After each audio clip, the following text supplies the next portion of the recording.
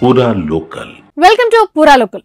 Pahalgam ఉగ్రదాడికి ప్రతీకారంగా operation Sindoor తో పాక్ కు తగిన గుణపాఠం చెప్పింది భారత్. ఆపరేషన్ సింధూర్ తో పాక్ లో 200 మంది మృతి చెందినట్లు రక్షణ శాఖ వర్గాలు వెల్లడించాయి. ఉగ్రముఖుల ఏరివేత కోసం భారత్ చేపట్టిన ఆపరేషన్ సింధూర్ లో కొత్త విషయాలు బయటకొస్తున్నాయి. పాక్ లో చనిపోయిన 200 మందిలో అత్యధికంగా ఉగ్రవాదులే ఉన్నారని సమాచారం. మరణించిన వారిలో 42 మంది మిలిటరీ సిబ్బంది కూడా ఉన్నారు. మే 7న పీఓకేలోని 9 ఉగ్ర శిబిరాలపై భారత్ మెరుపు దాడులు చేసిన సంగతి తెలిసిందే. ఈ దాడుల్లో 170 మందికి పైగా ఉగ్రవాదులను మట్టుబెట్టినట్లు రక్షణ శాఖ తెలిపింది.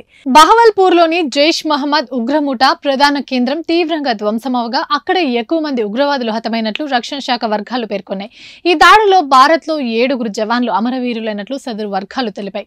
అన్ని లక్ష్యాలను అత్యంత ఖచ్చితత్వంతో ఛేదించాం. మన సైనిక సామర్థ్యాలకు ఈ ఆపరేషన్ నిదర్శనమన్నారు భద్రతా బలగాలు. అత్యంత ముప్పుతో కూడిన ఈ ఆపరేషన్ లో పలువురు మహిళా పైలట్లు ప్రత్యక్ష కీలక పాత్ర పోషించారు. యుద్ధ విధుల్లో మహిళల పాత్ర పెరుగుతుందని చెప్పేందుకు ఇది సరైన ఉదాహరణ అని రక్షణ వర్గాలు వెల్లడించాయి.